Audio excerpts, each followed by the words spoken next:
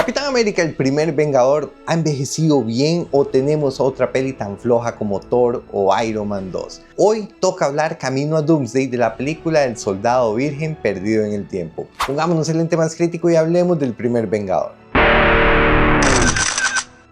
Esta, si no me equivoco, es la última película que distribuye Paramount y, si no me equivoco también, con un presupuesto de 130 millones de dólares logró recaudar más de 370 millones, convirtiéndola en un éxito moderado, pero que siguió alimentando el MCU.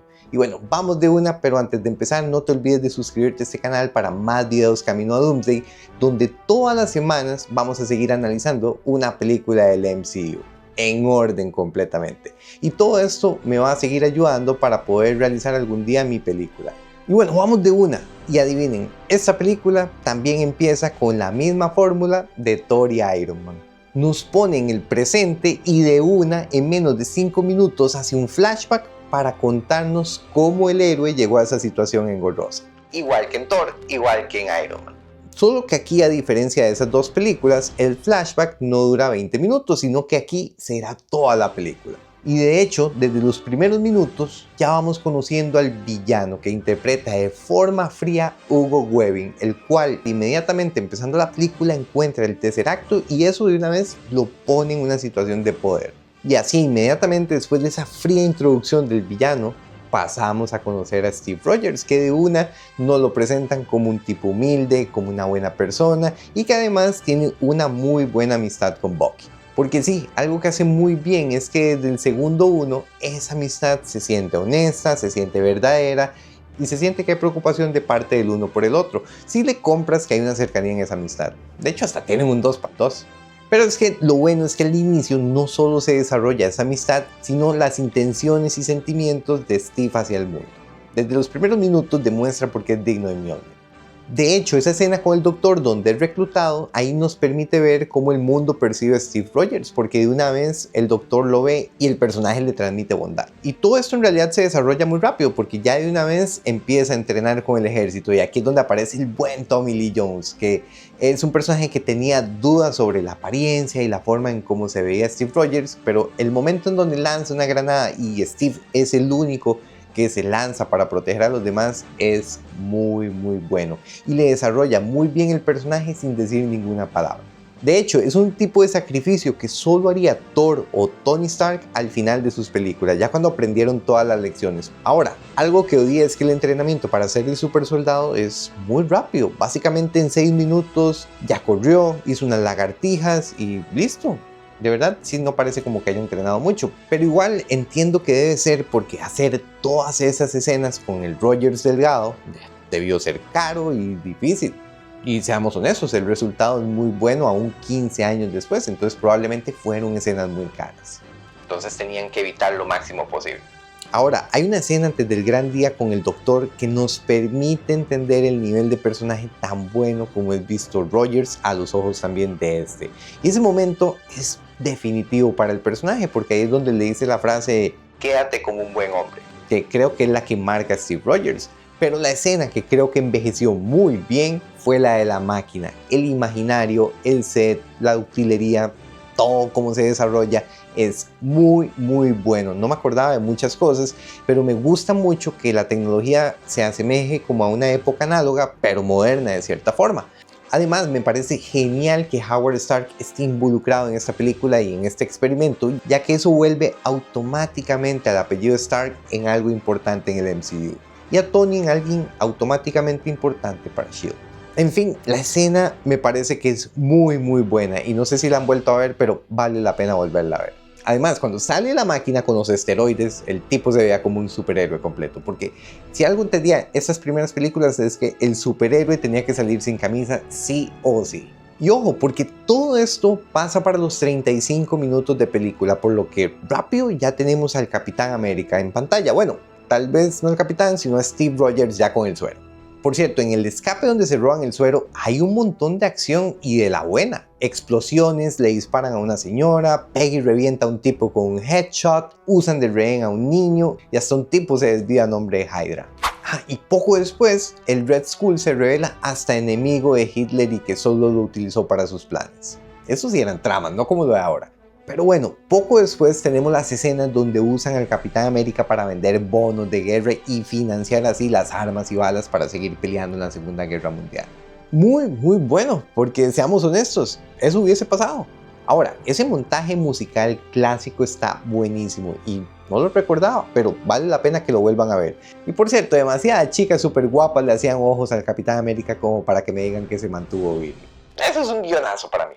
Después hay un momento muy bueno porque él se pone a dar un discurso a las tropas y todos se burlan de él. Y en ese momento el Capitán América se da cuenta de que lo que está haciendo no tiene nada de peso para la guerra o por su país. Y cuando se da cuenta de que Bucky está cautivo, ya viene la primera misión del personaje, la cual llega hasta la hora de película.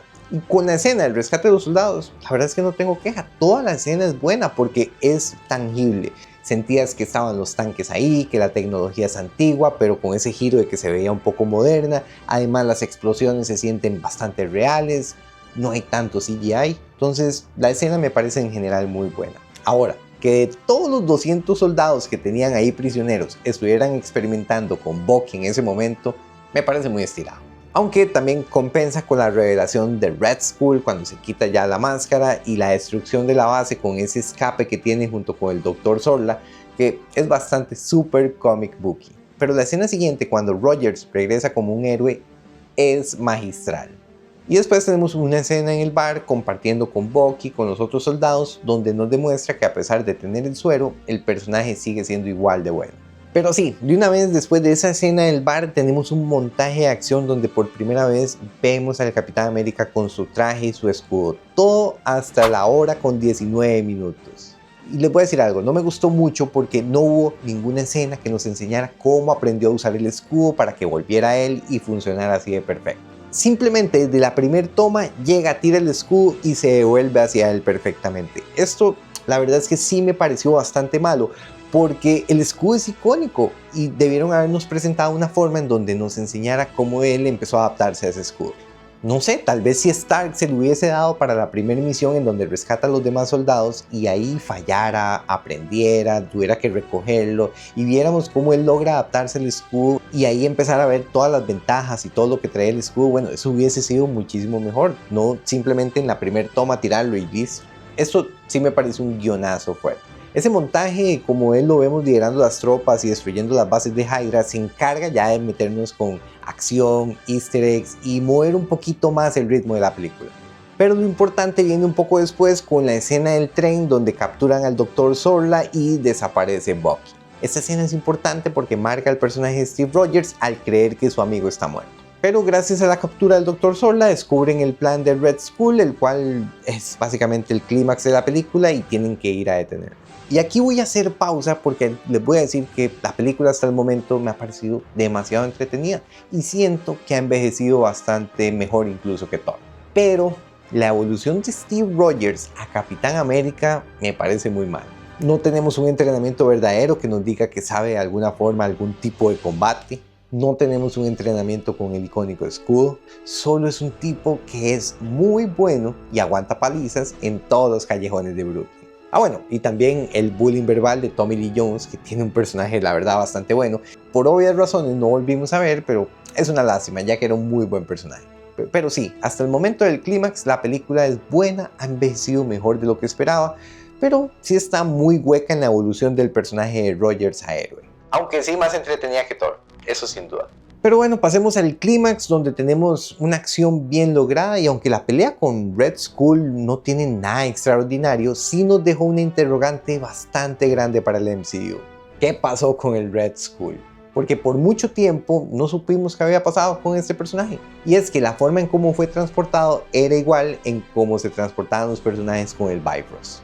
Entonces esto dio para teorizar mucho porque máxime el personaje, el villano el Red Skull durante la película mencionó a Odín, a las Valquirias, a dioses, entonces todo esto lo conectaba con algo muchísimo más grande.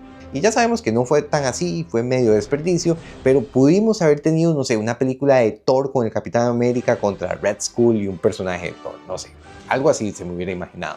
Pero No pasó nada de eso. La película acabó con el sacrificio de Steve para salvar Nueva York, el prometido baile a Peggy para el sábado y la desaparición y supuestamente de Steve Rogers, lo cual me deja como un buen final. A mí me parece un muy buen final, pero hay un epílogo que nos devuelve a donde iniciamos la película, unos añitos después. Ya saben, donde encontraron a Steve Rogers congelado. Lo que sí me parece genial es como Steve descubre que todo es una mentira, por eso de que él había asistido al juego que está escuchando en la radio, pero al mismo tiempo me parece un guionazo, porque que me digan que la agencia más inteligente e importante del mundo fallara poniendo un juego al que el tipo había asistido, no sé. Y bueno, Steve escapa, tenemos al soldado perdido en el tiempo porque no sabe dónde está, prácticamente es un mundo completamente nuevo para él, y todo para que al final llegue Samuel Jackson. Qué pedazo de cierre, porque este le revela que estuvo dormido durante 70 años y ahí cortan la película. Qué buen cierre. La verdad es que creo que si no fuera por el desarrollo tan malo que tiene en convertirse de Rogers al Capitán América, esta película hubiese estado casi que a la par de Iron Man, porque creo que envejeció bastante bien. Vayan y la ven. No sé si estoy exagerando, pero me gustaría que la vean y me lo dejen en los comentarios. Ahora sí, la siguiente semana es Avengers, la película que marcó un antes y después en el género de superhéroes. Pero bueno, seguimos con Camino a Doomsday. Por mientras, cuéntenme ustedes, Capitán América, primer Vengador, ¿hace cuánto no la ven? ¿Les gustó? ¿No les gustó? Los espero en comentarios y no olviden seguirme para más. A veces hay que cambiar el lente para ver mejor las cosas. Soy Randy Xavier, nos vemos.